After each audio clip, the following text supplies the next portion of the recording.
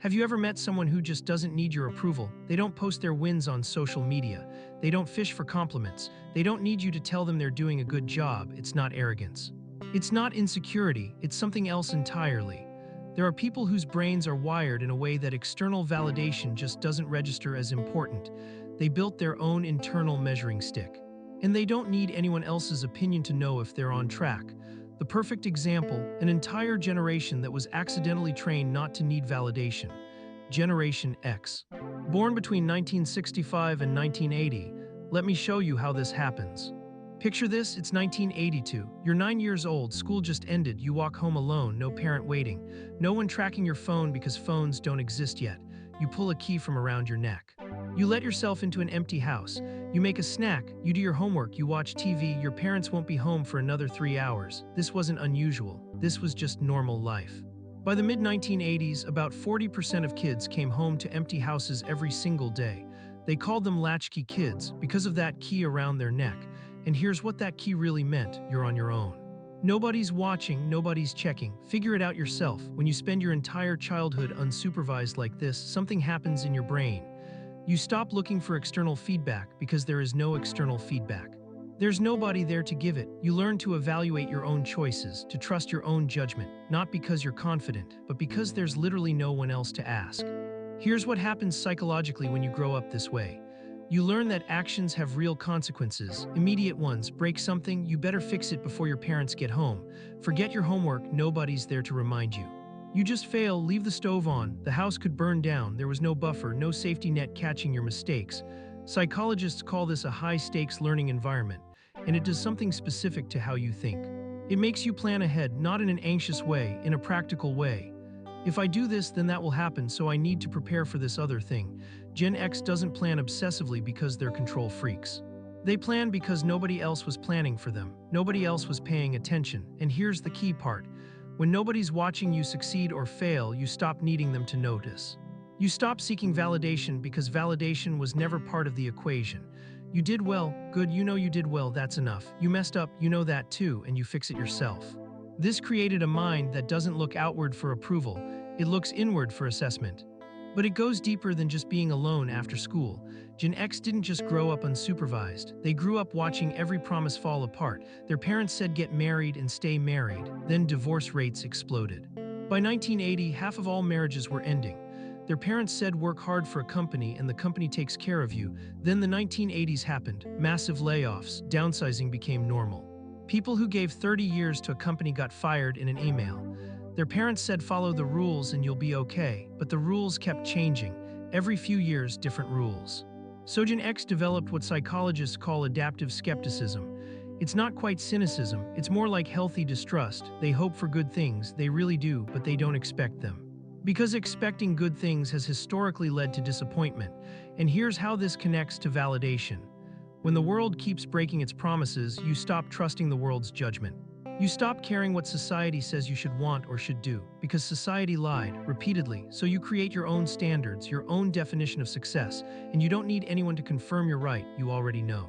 Here's something younger people don't understand about this generation. They're not bad at social media. They built the internet, they created Google, Amazon, YouTube, they understand technology fine.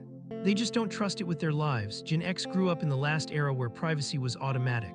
When you messed up as a teenager, maybe 5 people knew, maybe 10, and then it was over. No record, no screenshot.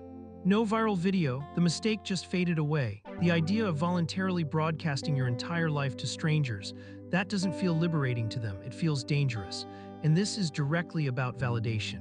When you put your life online, you're asking for feedback, for likes, for comments. You're saying, here's what I did, please tell me if it's good. Gen X doesn't ask that question, not because they don't care what people think, but because they learned early that what people think doesn't actually matter. What matters is what you think, what you know to be true about yourself. External approval is nice, but it's not necessary, and it's definitely not safe.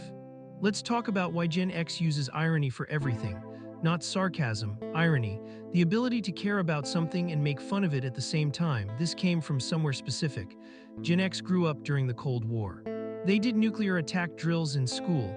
Hiding under desks like that would protect them from atomic bombs. Teachers calmly explained what to do if missiles launched, but everyone knew the truth. If the bombs came, you were dead. The desk wasn't saving anyone, so adults told kids two opposite things at once. One, the world could end any moment. Two, don't worry about it, just do your math homework. When you grow up with that kind of contradiction, you develop a coping strategy.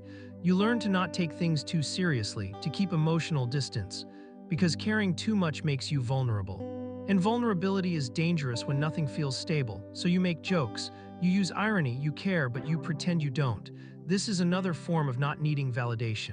If you don't admit you care deeply about something, then nobody can hurt you by saying it's stupid. If you mock yourself first, nobody else's criticism can touch you. It's emotional armor, and it works. Here's where the psychology gets really interesting. Gen X isn't loyal to companies. They watch their parents get destroyed by loyalty, but they're obsessively loyal to being good at things. Most Gen Xers had real jobs by age 12 or 13. Paper routes, babysitting, bagging groceries, mowing lawns, not for college applications, not for character building, for money, real money that they actually needed. And these weren't supervised jobs with participation trophies. These were adult world jobs. Show up, do the work, get paid, mess up, you don't get hired again. Simple. This created a pattern that still defines them today. They can't control whether they get laid off, but they can control whether they're the best at what they do, so they learn everything, they fix things, they become indispensable, not because they love work, but because competence is the only real security, and this is the ultimate form of internal validation. They don't need their boss to say good job, they already know if they did good work, they don't need awards or recognition. They know their own skill level, their validation comes from competence itself, not from someone else noticing it. Gen X has a complicated relationship with people in charge, and it makes complete sense when you see what they witnessed growing up. Watergate, the president lying on television, the Challenger explosion. NASA screwing up so badly that a teacher died on live TV in front of school children. The AIDS crisis, the government ignoring a plague for years. Iran-Contra, more lies from people in power. Over and over, they watched authority figures mess up massively and face no consequences. So they developed a very specific psychology. They respect competence, not titles. If you actually know what you're doing, they'll follow you anywhere. If you're just someone with a fancy title who clearly has no clue, they have zero patience. This drives younger managers crazy sometimes. Because Gen X won't just do something because you said so. They need to understand why it makes sense first, not because they're difficult, but because they've seen too many incompetent leaders make terrible decisions. And this connects directly to validation. They don't care if the CEO approves of their work. They care if the work is actually good. Authority approval means nothing if the authority is wrong. Now here's the psychological cost of all this. Gen X is incredibly good in emergencies. Something breaks, they handle it. Crisis situation, they're calm and effective, but research shows they're terrible at asking for help. Studies found that Gen Xers seek social support way less than other generations during stressful times. Not because they don't have people to ask, but because asking feels like admitting they failed. They were 8 years old solving problems alone in empty houses. That pattern doesn't just disappear. So now they're adults who can handle almost anything except saying I need help. And this is where not needing validation becomes a problem. It's one thing to not need praise. It's another thing to refuse support because accepting support feels like weakness. That's not strength, that's not independence. That's a defense mechanism that became a personality. So what can we learn from all this? Not needing validation isn't about being emotionally dead or superior. It's about building an internal compass that doesn't require outside input. Is that healthier? Not always. The independence can turn into isolation. The self-reliance can become an inability to connect.